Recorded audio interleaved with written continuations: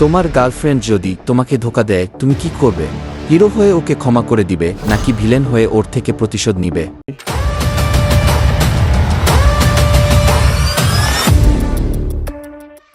Imagine তোমার শহরের তাপমাত্রা -60 ডিগ্রি থেকে -70 হয়ে যায় আর 90% পপুলেশন বরফে জমে মারা যায়।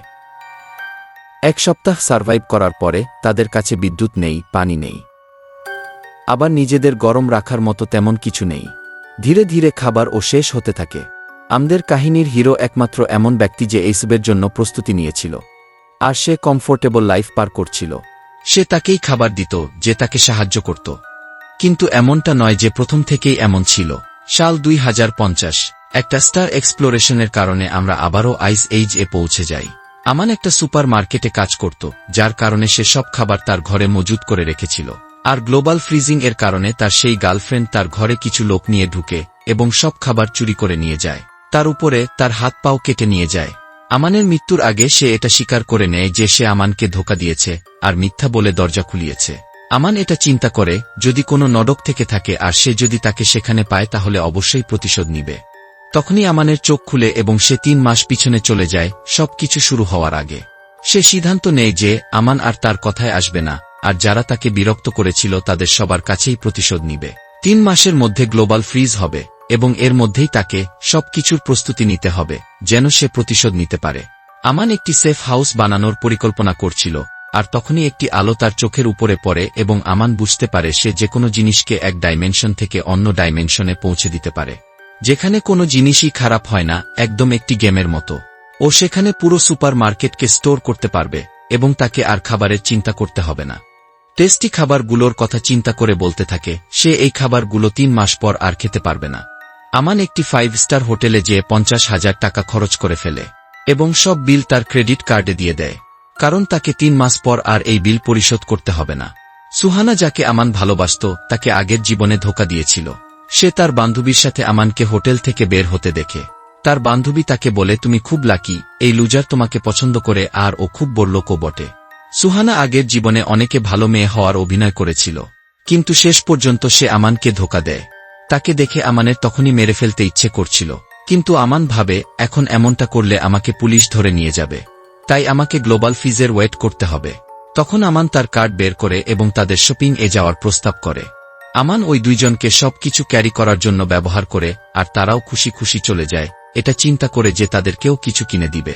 তারা দুইজন আমানকে জিজ্ঞেস করে, এত খাবার কেন? আমান হাসতে হাসতে বলে যে কে জানে দুনিয়া কখন শেষ হয়ে যায়। তারা দুইজন বলে, আমরা তোমাকে এত সাহায্য করেছি, এখন তোমাকে আমাদেরকে ডিনার করাতে হবে, যেমনটা একটু আগে বলেছিলে। আমান হাসতে হাসতে বলে, আজকে আমি ব্যস্ত আছি, আমি তোমাকে অন্যদিন ডিনার করাবো।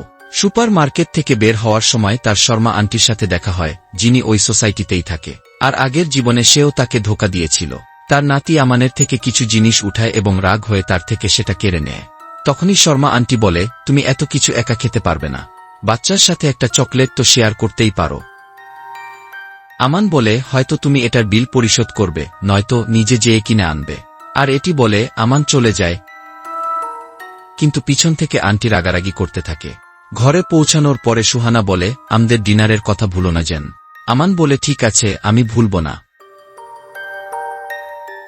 আমান দরজা বন্ধ করে এবং সব খাবার স্টোর করে, এটা দেখার জন্য যে সব খাবার ঠিক থাকে নাকি নষ্ট হয়ে যায়। আমানকে অনেক জিনিসের প্রস্তুতি নিতে হবে, এমন ঘর যেখানে কেউ ঢুকতে পারবে না, ওষুধ, খাবার, অস্ত্র, সব কিছু যেন মজুদ থাকে, যেন তাদের থেকে সে প্রতিশোধ নিতে পারে। গ্লোবাল ফ্রিজের মাত্র 3 মাস বাকি আছে আর তার অনেক টাকার প্রয়োজন। সবকিছু বিক্রি করে টাকা ম্যানেজ করতে হবে। পরের দিন সে চেক করে সব খাবার ঠিক আছে, কিছুই নষ্ট হয়নি। আর তা দেখে হোটেলে কল করে এবং 500 জনের খাবার অর্ডার করে এবং বলে 3 দিনের পার্টি রাখছি, যেন কারোর সন্দেহ না হয়। আমান তার প্রপার্টির কাগজ বের করে এবং ব্যাংক থেকে লোন নিতে চলে যায়। ব্যাংক ম্যানেজার বলে, আমাদের ইন্ডাস্ট্রি অনেক হাই। আর আমান জানত 3 মাস পরে এইসব জিনিস কোনো কাজেরই না, আর তাকে টাকা দেওয়ারও কোনো প্রয়োজন পড়বে না। আমান বলে সে 3 মাস পরে এটার পেমেন্ট করে দিবে এবং 9 মিলিয়ন টাকা পেয়ে যায়। আমান শহরের সবচেয়ে বড় সিকিউরিটি কোম্পানির কাছে যায় এবং তার আইডিয়া ম্যানেজারকে বলে যে সে একটা সেফ হাউস বানাতে চায়। সে আমানকে অনেকগুলো প্ল্যান দেখায়, কিন্তু আমানের কিছুই পছন্দ হয় না। আর সে তাকে তার পরিকল্পনা বলে যে সেখানে এমন দরজা থাকবে যেটা ব্যাংকের লকারে ব্যবহার করা হয়, ভেন্টিলেশন সিস্টেম হতে হবে, কুলার প্রুফ গ্লাস হতে হবে, 24/7 সার্ভেইল্যান্স ক্যামেরা, আর কিছু হাতিয়ারও। এটা শুনে ম্যানেজার অনেক আশ্চর্য হয়ে যায় এবং বলে যে বাকি সব কিছু অ্যারেঞ্জ হতে পারে, কিন্তু হাতিয়ারে তারা তাকে সাহায্য করতে পারবে না। এই সব কিছুতে মোট খরচ হবে 80 লাখ টাকা। তারপর সে একটা লোকাল স্টোরে যায় যেখানে খুশবু পেয়ে যায়। তারপর সে বাড়িতে যেয়ে দেখে সে যে 500 জনের খাবার অর্ডার করেছিল তাও চলে এসেছে। আর এইসব দেখে অনেক লোকের ধ্যান আমানের দিকে চলে আসে, কারণ ওইখানে অনেকগুলো ডেলিভারি ট্রাক ছিল। আর এতগুলো খাবার কমপক্ষে 10 লাখ টাকার হবে। কিছু মিনিটে তার পুরো ঘর খাবারে ভরে যায় এবং সময় নষ্ট না করেই সে খাবারগুলোকে স্টোর করে নেয়। এরপর থেকে তাকে পরবর্তী 1 বছরের জন্য খাবার নিয়ে চিন্তা করার প্রয়োজন নেই। পরের দিনই সিকিউরিটি কোম্পানিও সেখানে চলে আসে এবং তার সেফ হাউস বানাতে শুরু করে দেয়। এইসব দেখে তার প্রতিবেশীরা তাকে নিয়ে মজা করে এবং বলে যে তুমি ভুল ওষুধ খেয়ে ফেলোনি তো। আমান তাদের কথায় পরোয়া করে না এবং মনে মনে বলে 3 মাস পরে বোঝা যাবে ঠিক কে ছিল আর ভুল কে ছিল।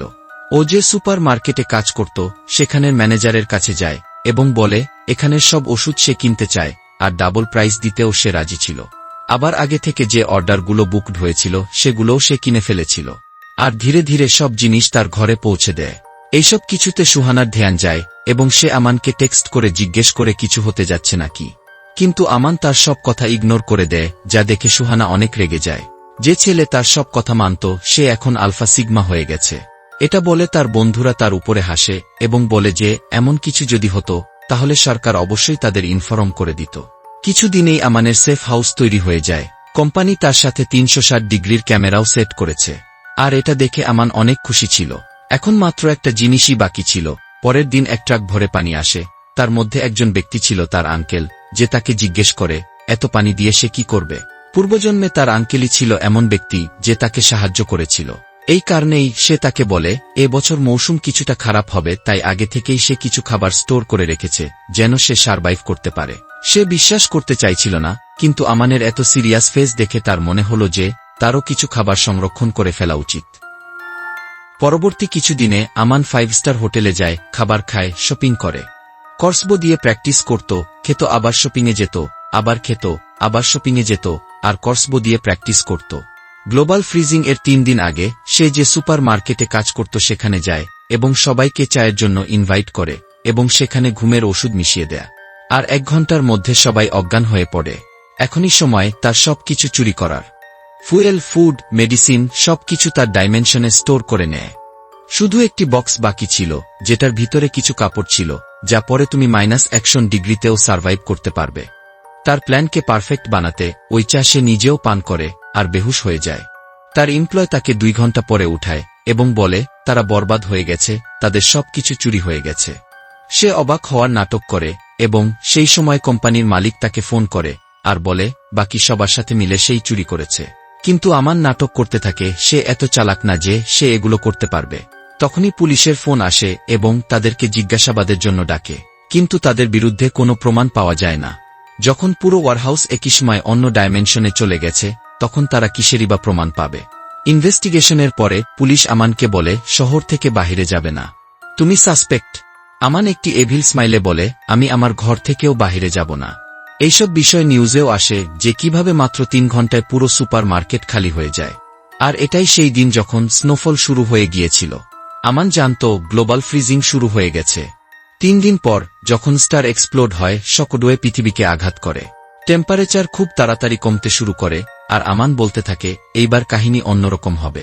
সোসাইটি গ্রুপ চ্যাটে সবাই একটু আতঙ্কিত হয়ে পড়ে, কেননা এত বরফ তারা প্রথমবার দেখেছিল। আমান জানালা দিয়ে দেখে এবং চিন্তা করে অনেক লোকের জন্য এটাই প্রথমবার এবং শেষবার হবে যে তারা এত বরফ দেখছে। পূর্বজন্মে এই স্নোস্টর্ম 3 মাস পর্যন্ত ছিল এবং প্রতিদিন কমতেই থাকে। যাদের কাছেই খাবার ছিল না তারা ধীরে ধীরে মারা যেতে থাকে। দ্বিতীয় দিন বরফ এত জমে যায় যে কেউ বাহিরেই যেতে পারছিল না। তার মধ্যে হিটার থাকা সত্ত্বেও সবার তার নিজেদের ঘরেও ঠান্ডা লাগছিল। কিন্তু আমান শুরু থেকেই অনেকগুলো হিটার কিনে রেখেছিল। আর এত ঠান্ডার পরেও তার ঘরে সে আরাম করে ঘুমাচ্ছিল। কিন্তু তখনই তার ঘুম ভেঙে যায় ফোনের আওয়াজে। কেউ তাকে বারবার ফোন দিচ্ছিল।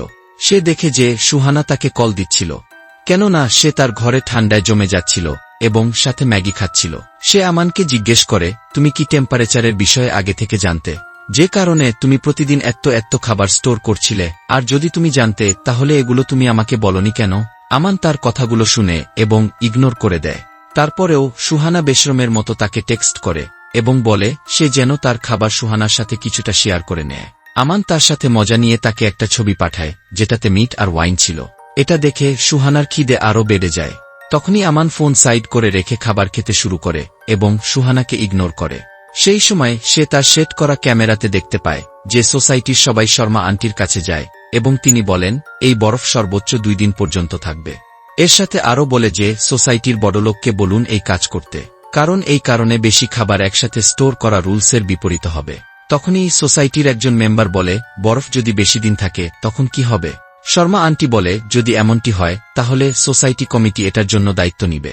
তখনই আমান আসে এবং তাকে দেখে আন্টি বলে তুমি আমাদেরকে বিরক্ত করো না। এই কথা শুনে আমান তাদের ইগনোর করে এবং তার ঘরে চলে যায়। 1 সপ্তাহ পরেও প্রতিদিন বরফ পড়ছিল এবং টেম্পারেচার ধীরে ধীরে কমছিল। সোসাইটি গ্রুপ চ্যাটে আন্টি SMS করে এবং বলে যে আমানের দরজার সামনে থেকে বরফ সরানো উচিত, কারণ সে জুয়ান এখনো। আমানও রিপ্লাই করে না, এটা এমন একটা কাজ হবে যেন সমুদ্র থেকে পানি সরাচ্ছি, তার টাকাও আছে, সে এমপ্লয় দিয়েও এই কাজ করিয়ে নিতে পারবে। তখনই শর্মা আন্টি রিপ্লাই দেয় এটা সোসাইটি কমিটির সিদ্ধান্ত, এর নড়চড় করলে তাকে পুলিশে দেওয়া হবে।